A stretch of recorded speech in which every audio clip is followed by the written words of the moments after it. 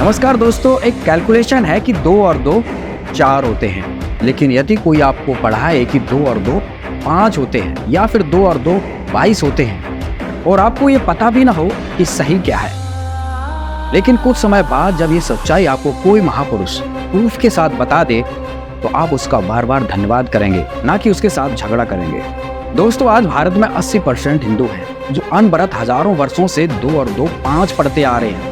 सबसे बड़े दुख की बात यह है कि आज हम हिंदू पढ़े लिखे होकर भी अंधविश्वास और धर्म की पट्टी इस तरह अपनी आंखों पर बांधे हुए हैं कि हमारे हिंदू धर्म के पवित्र ग्रंथ वेदों और गीता में लिखी सच्चाई को भी नहीं देख पा रहे हैं। लेकिन कब तक कबूतर की तरह बिल्ली को देखकर आंख बंद करते रहेंगे और मरते रहेंगे।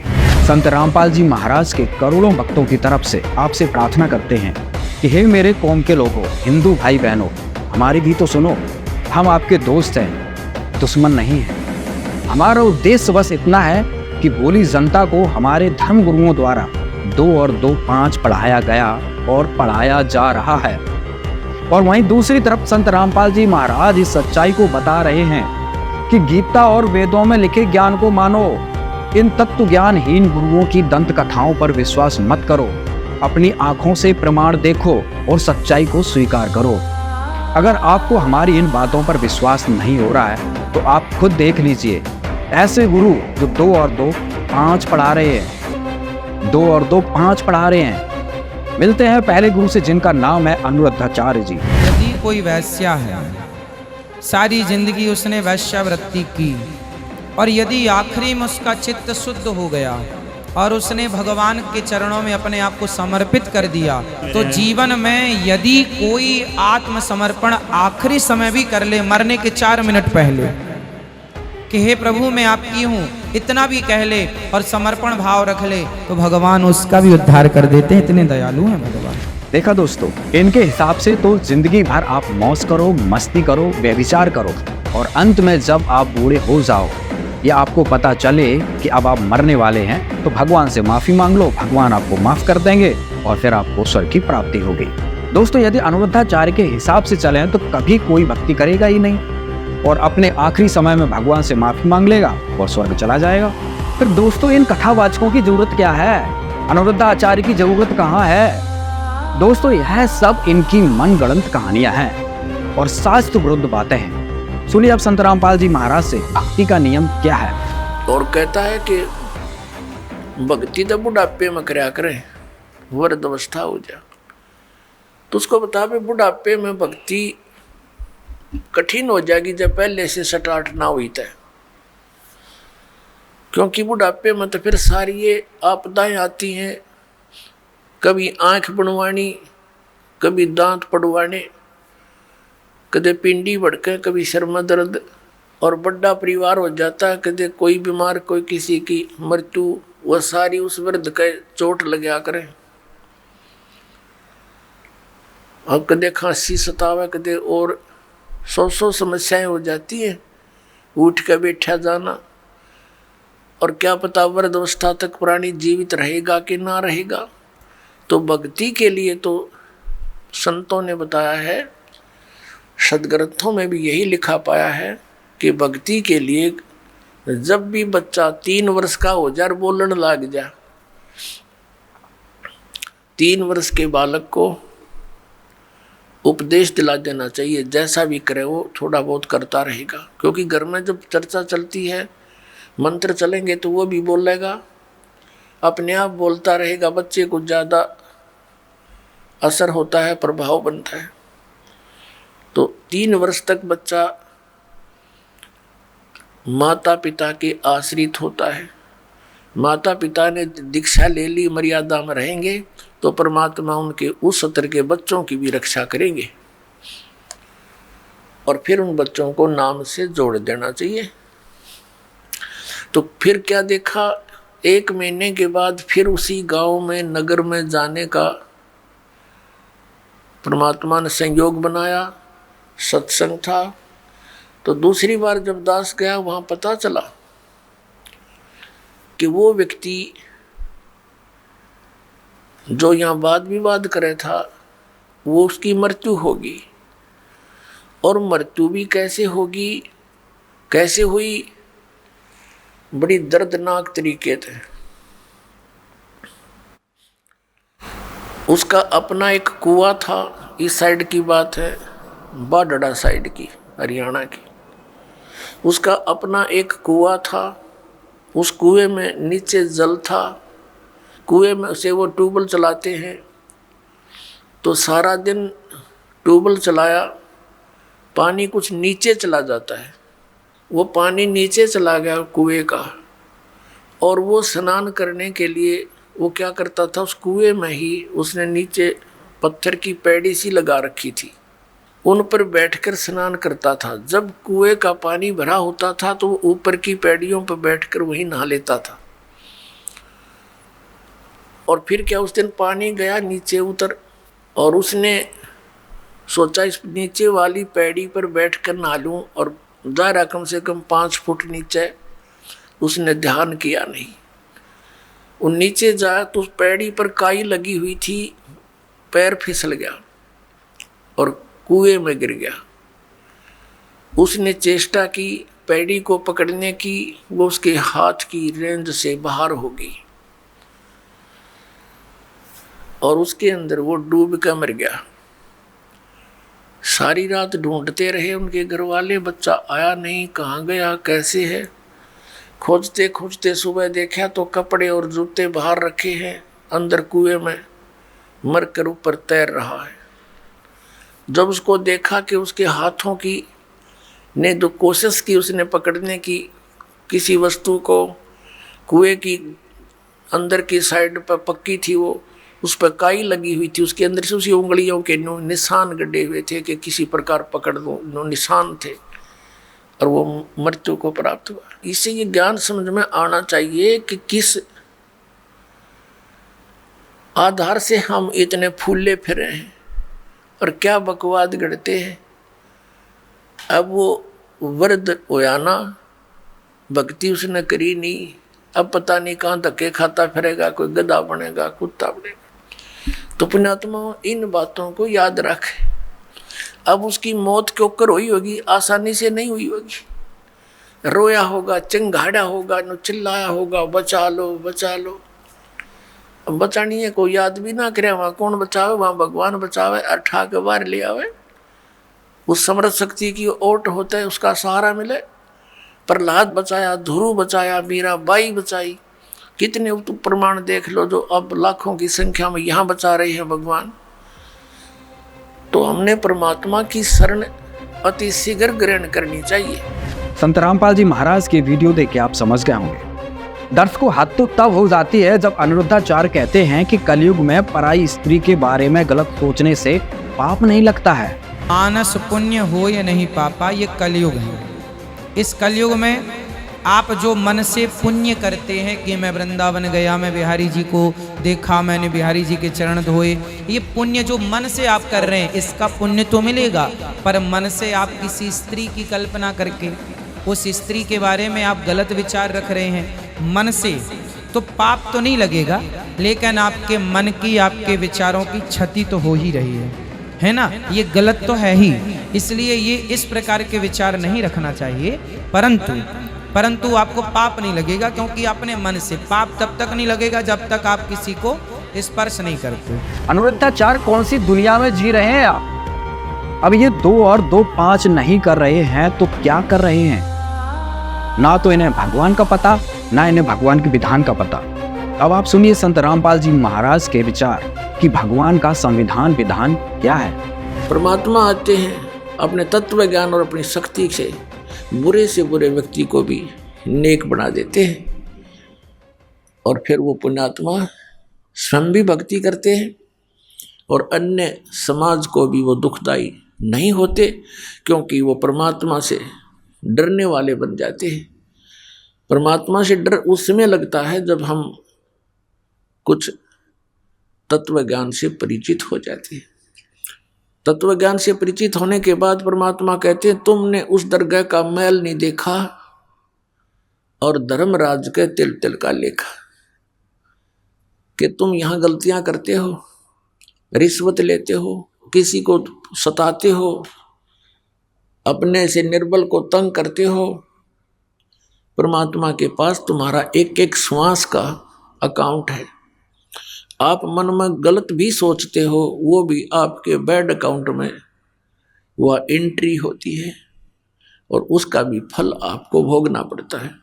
अब विचार करो, सो नारी जारी करे और सुरापान 100 बार, एक चिलम हुक्का भरे वो डूबे काली धार। ओए होए, एक पर नारी गमन करने का, पर नारी के साथ दुर्व्यवहार करने का, दुराचार करने का कितना पाप बता। 70 जन्म अंधा हो डोले।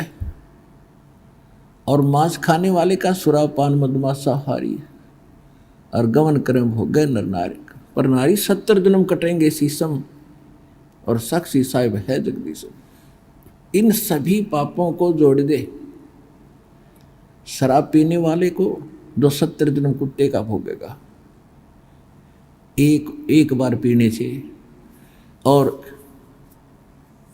70 जन्म सिर कटेंगे। इन सभी पापों को एक बार ऐसे करने से ये पाप है, तो कहते सुरा 100 नारी जारी करे, वो कितना पाप हो गया। एक बार करने से 70 जन्म अंधा हो तो 100 से जोड़ दो 7000 बार, यानी इतना 100 गुना पाप किसको लगेगा, जो केवल धूम्रपान करने वाले का सहयोग देगा। सुरापान 100 नारी जारी करे सुरापान 100 बार, और एक चिलम हुक्का भरे वो डूबे काली धार। तो इसलिए इस तम्बाकू सेवन में और घना पाप है। यानी पाप तो वो भी है, पर इसमें उससे 100 गुना ज्यादा पाप है। और पाप तो सारे ही है, विष तो विष ही है, तो कुछ तेज है कोई थोड़ा कम है, तो विष को सेवन हमने करना ही ना चाहिए था। आप देखते हो मंत्री लोगों का भी इतिहास सुनते हो, और जजों के बारे में भी सुनते हो, IAS IPS के बारे में, और बहुत से इंजीनियरों के बारे में, डॉक्टरों के बारे में रिश्वत लेते हैं। धिक्कार है उनके जीवन को, उनको ज्ञान नहीं है, इसलिए विष खा रहे हैं। जब ये ज्ञान होगा जहर दिखाई देगा आपको। परमात्मा ने बताया कि तुमने उस दरगाह का मैल नहीं देखा और धर्मराज के तिल तिल का लेखा। तुमने वो स्थान देखा को ना जहां काउंट होता है, वहां छुपा नहीं सकते, वहां गवाह की आवश्यकता नहीं है। आप जो भी कर्म करते हो, आपके अंतःकरण में वो फिल्म की तरह गुप्त चित्र अंदर अंकित होते हैं, और इसकी एक कॉपी धर्मराज के दरबार में ऑटोमेटिक डेली चली जाती है। जब आप वहां जाओगे, आपकी RDX वहां तैयार पाओगी, और ला के कंप्यूटर में और आपको खड़ा कर देंगे सामने, अब देख तेरे कुक्रम और सुक्रम। वहां पूछने की, वहां ना करने की आवश्यकता कोई नहीं, इसने झूठ बोलने का समय ना मिल रहा है, हमने ऐसा ना किया। वो तो करता दिखा है फिल्म में, जो आदमी कर रहा है सारे काम, वो कैसे कहेगा हमने ना करे, नीची गर्दन कर लेता है। कहते तुमने उस दरगाह का मैल नहीं देखा और धर्मराज के तिल तिल का लेखा, एक एक तिल का। चिट्टी पायल बाजे पैर, साहिब सुनता है सब लहर। यदि हम सोच भी गलत करते हैं किसी के बारे में, वो भी अंकित होती है। हम सोच भी अच्छी बनाते हैं, भला करने की ना कर सकते हैं, दान करने की सोच करते हैं, नहीं कर पाते हैं, उसकी भी राहत आपको मिलती है, वो भी गुड अकाउंट में होता है। और करना तो पड़ेगा ही पड़ेगा, लेकिन सोच अच्छी है वो भी अच्छा अकाउंट है। और सोच बुरी रखते हो, किसी के बुरा करना चाहते हो, तो वह भी लिखी पाओगे आपकी। तो परमात्मा कहते तुम इसलिए यहाँ गलती करके फंसे रहते हो, तुमने उस परमात्मा के न्याय स्थल को देखा नहीं है, जहां पर एक एक नए पैसे का अकाउंट आपने पूरा करना पड़ेगा। जो किसी का बुरा किया है, किसी का लिया है, दिया है, वह पूरा करना पड़ेगा तुमने। तो उसके लिए अब हम आपको एक परंपरा बताते हैं। ये ना समझना कि ये नियम सख्त हैं, ये बहुत आसान नियम बना दिया आपके।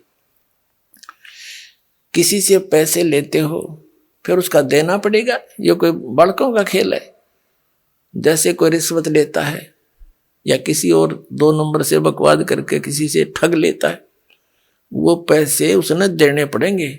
इसमें ना किसी और जन्म में वो दामाद बन के ले जाएगा और खुश होकर देने पड़ेंगे, और कई गुना हो जाएंगे तब तक। तो सिर में दर्द करने की आवश्यकता नहीं है, ये बिना ज्ञान के हम ऐसा कर रहे हैं। इसलिए अब क्या है, जैसे हमारे उलझे हुए संस्कार तो ढेर हैं अभी पिछले भी, ये तो समाप्त हो ही नहीं सकते। यदि ये विधान हम माने इन अज्ञानियों का कि प्रारब्ध कर्म और संचित कर्म जितने भी हैं ये तो भोगने ही पड़ते हैं, और फिर मोक्ष कैसे होगा, अंत कैसे होगा, ये हमारा आपस का संस्कार अंत नहीं होगा तब तक हम मुक्त नहीं हो सकते, फ्री नहीं हो सकते। उसके लिए परमात्मा ने विधान बताया है कि एक ऐसा मंत्र दूंगा, उस मंत्र की कमाई से आपके पुण्यों का तो ढेर लग जाएगा, और जो पाप आपके होंगे उनको मैं कैंसिल करूंगा अपने कोटे ते, अपनी ताकत ते, आपकी श्रद्धा देख के, आपकी आस्था देख के।